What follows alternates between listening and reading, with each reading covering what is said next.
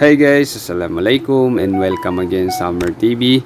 So ang pag-uusapan natin ngayon ay kung paano mag-add ng baggage sa Cebu Pacific. So let's say nakabili na tayo ng ating ticket. So nakalimutan natin mag-add ng ating baggage. So meron tayong mga daladalang mabibigat pag flight natin. So pwede pa tayo mag-add guys kahit na nakabook na tayo. So yun yung ituturo ko sa inyo. So first, i-open natin itong Cebu Pacific. So be sure na nakalagin yung account na ginamit nyo nung nag-book kayo ng ticket, or di kaya ilagay nyo yung booking number, so mariretrieve yung inyong flight. Okay, so ngayon since nakalagin na yung account ko dito, so dito tayo sa my account.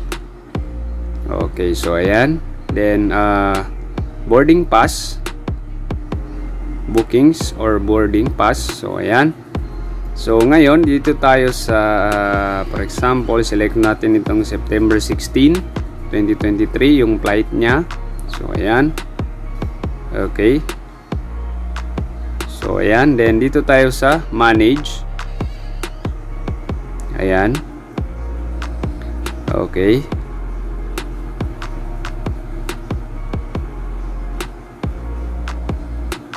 Okay, so wait lang natin. So ayan. Then, pupunta tayo ngayon dito sa baba. So, as you can see, ayan, naka-confirm na. So, punta tayo dito sa ibaba. So, ayan. So, may makikita tayong add or upgrade bags. So, ayan. So, ngayon, mag-add tayo ng baggage. Okay, so, ayan. Then, add baggage. So, i-click natin yan. Okay, so, wait lang natin. Okay, so ayan. Then pupunta tayo dito sa ibaba. Okay. Scroll down natin. So ayan. So ayan, makikita natin yung ating baggage. So ayan.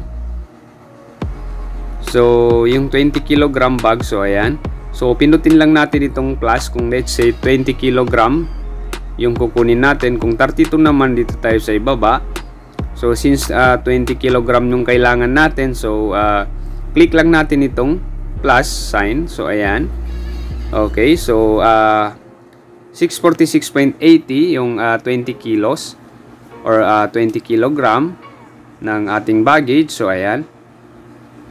Okay. So ayan, mag-a-add na tayo. So ngayon, proceed tayo sa payment. So ayan, naka-add na tayo ngayon. So proceed tayo sa payment. So ayan. Pindutin lang natin itong proceed to payment.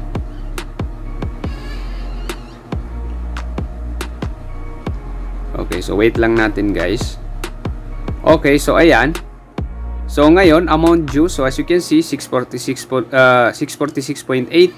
So yan yung babayaran natin ngayon guys para maka-add tayo ng ating baggage sa Cebu Pacific. Okay, so ma-add na yan dun sa ating ticket. So, check lang natin itong box. So, ayan. So, i-check natin ganyan. Then, continue lang. So, pay now. Okay. So, wait lang natin.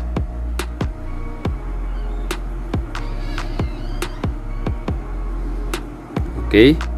So, mapupunta tayo ngayon sa payment methods. So, pipili tayo kung anong gagamitin natin. Pwedeng credit card, debit card, or GCash. Or pwede rin sa bayad centers like Cebuana, LBC, M. Loelier. Okay.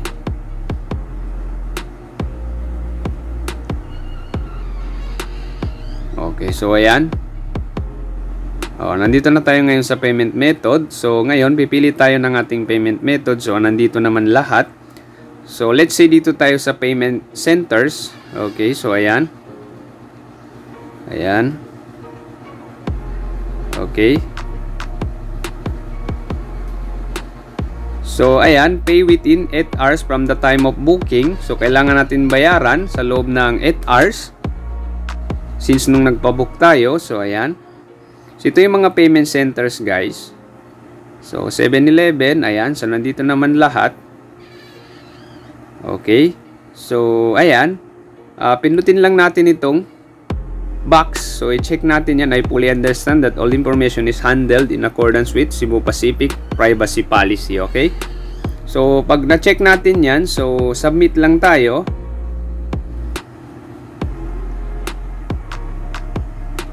Okay, so wait lang natin guys. Okay. Okay, so ayan. So on hold pa yung ating pag-add ng baggage since hindi pa tayo nakabayad guys. Okay, so ayan, amount due. So 758.80, so nadagdagan siya ng 100 kasi meron yatang charge. Okay. So screenshot lang natin guys. Kasi yan lang yung ipapakita natin dun sa payment centers like Cebuana or sa Mloelier. So yan yung gagamitin natin, yung booking reference number. So kailangan natin siyang screenshot para dun sa pagbayad ng ating kilos na dinagdag sa ating ticket. Okay? So pag nakabayad na tayo guys, so ang makikita natin dun is confirm. So nadagdag na yung 20 kilos dun sa ating ticket. So meron na tayong baggage na 20 kilos after natin itong mabayadan. Okay? So ganun lang kasimple guys. So again, sana makatulong ito sa inyo. Thanks for watching and don't forget to subscribe to Amr TV for the latest videos na aking i-upload. Sukran and wassalam.